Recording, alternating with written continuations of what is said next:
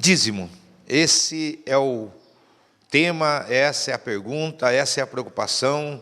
Hoje, nós sabemos que o sistema religioso ele está de pé só pelos dízimos que lá são dados, não se cobra imposto sobre dízimo, não se justifica um dinheiro que entra dentro do sistema religioso e não se sabe a origem. Tudo é rastreado no Brasil, menos o dinheiro que entra dentro do sistema religioso. E esses líderes do sistema, Valésio, eles justificam o dízimo pela lei, que nós sabemos que é um absurdo, que na graça não tem dízimo, não tem oferta. E sabemos de sobra sobre isso. E eu queria fazer uma pergunta para você, a gente estava batendo um papo aqui, que existe o dízimo antes da lei até. Fala um pouco sobre isso para a gente. Amém, Maurício. É muito importante, irmãos, falarmos sobre isso, sabe por quê? Porque quando a gente fala do dízimo, que ele é da lei, que a lei não existe mais, eles tentam justificar ainda a cobrança do dízimo antes da lei, certo? Como uma forma ainda de se cobrar, então, de exigir do povo de Deus, da igreja, né, a cobrança do dízimo. Então, eu queria deixar bem claro, irmão, só para nós esclarecer esse assunto, que Gênesis capítulo 28, de 20 a 22, começa então com Jacó. Ele sempre alega dizendo o quê? Que Jacó, ele deu o dízimo, né? Dizem que ele deu o dízimo. Irmão, se você ler lá, se nós lemos lá então, Gênesis, nós vamos ver que Jacó, irmãos, é toda uma história, é muito longa, nós não podemos falar aqui no vídeo, então eu gostaria que você, né, em Gênesis lá, antes você lesse para você entender. Mas ali Jacó, ele está fugindo do seu irmão Esaú por conta dele ter enganado o irmão, né? E ele acabou pegando a primogenitura, a bênção do pai sobre a vida dele. Então ele está fugindo, Maurício. E num dado momento, então, ele tem uma visão, um sonho, e vê o céu aberto, escada, né? E anjos descendo, subindo. E ele viu que aquele realmente era o lugar onde Deus estava.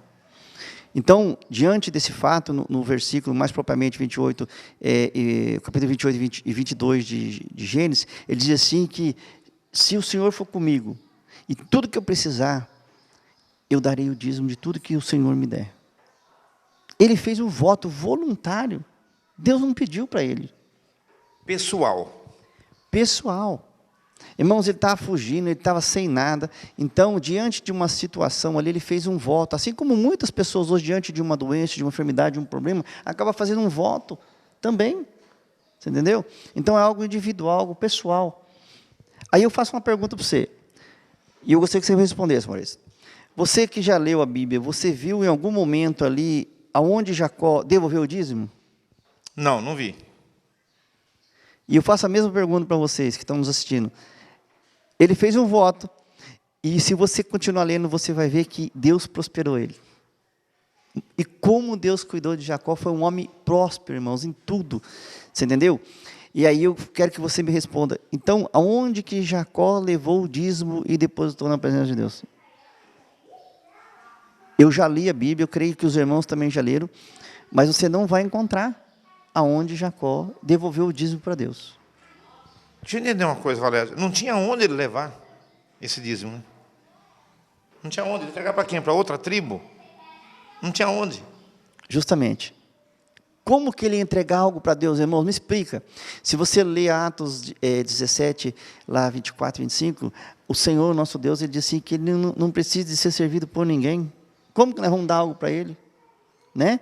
Mas Deus, ele fez um voto, certo? E você vai entender daqui a pouquinho aonde que eu quero chegar, Maurício. Deus, ele cobra o voto, ele exige? Sim. Ele diz para nós não fazer voto de touro, que se não fizer, tem que cumprir. Tá? Aí nós vamos então partir para o capítulo 24 de Êxodo, que nós vamos ver Deus falando com Moisés, a partir dali, então, a instituição do tabernáculo. Depois.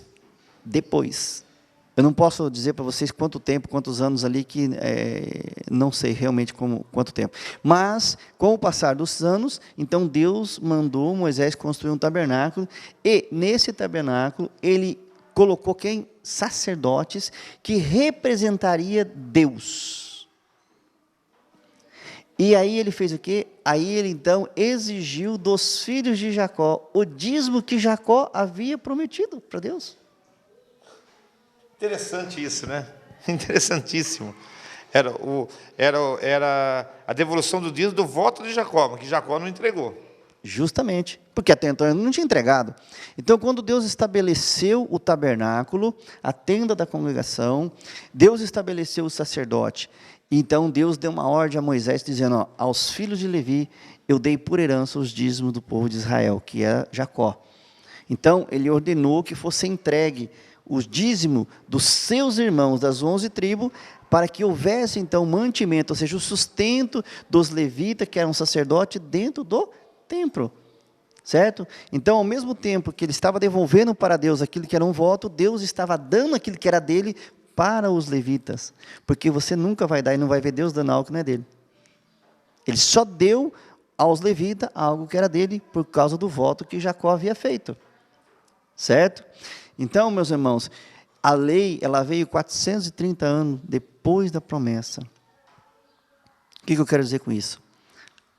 Do tempo da graça, que é antes já da lei. Eles viveram dentro dessa graça 430 anos. E Deus nunca exigiu nada disso deles. Agora vem, então, Deus estabelece isso como lei. É uma lei agora Deus ordenou. Mas ordenou para quem?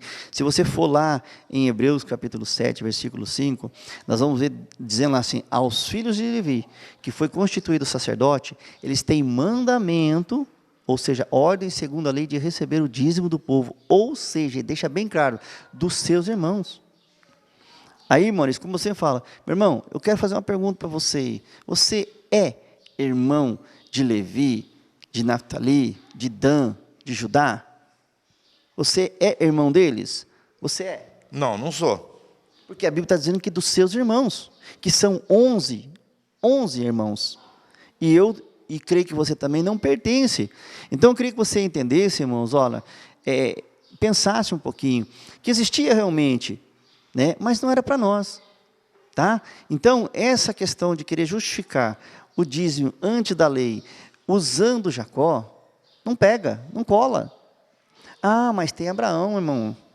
Abraão também deu dízimo.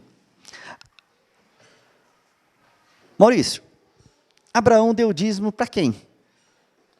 Para o sacerdote Melquisedeque. E por que ele podia receber o dízimo de Abraão? Porque ele era sacerdote. Vocês entenderam? Abraão foi o único que entregou o dízimo ali antes da lei. Por quê? Uma coisa importante, irmãos, Melquisedeque era rei e sacerdote. Se você vê na história da Bíblia, você não vai encontrar outra pessoa que fosse rei e sacerdote ao mesmo tempo.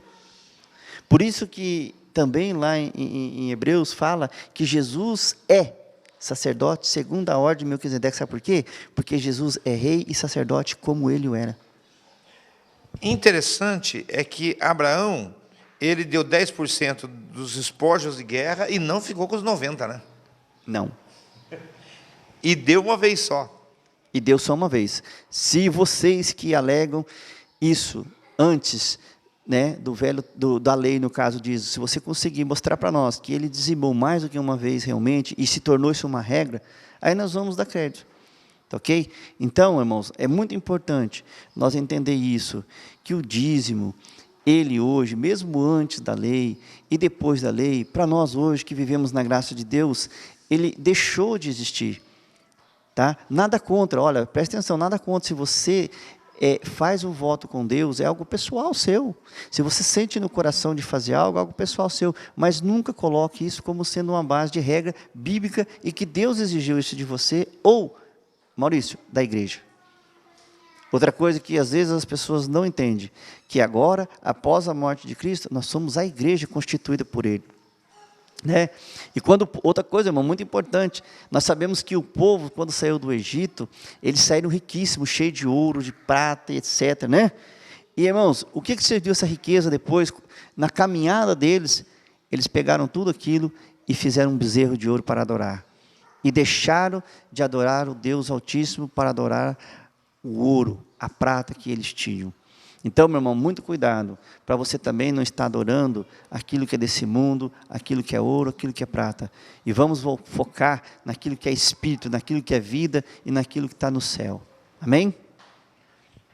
Na verdade, se você que está nos assistindo, tiver alguma dúvida, olha, estou com dúvida, procure o nosso canal, tem mais informações lá sobre o dízimo. E eu quero dizer uma coisa para você.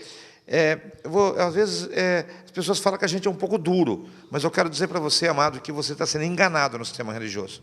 Você está entregando dinheiro onde não deve, você está recebendo maldição por isso. Então, quando as pessoas vêm, Valésio, para falar com a gente, normalmente elas vêm nos acusando de um monte de adjetivos que eu não quero citar aqui, que para nós isso aqui são elogios. Não ligamos para isso. Mas é interessante como o sem argumento parte para a ignorância, né?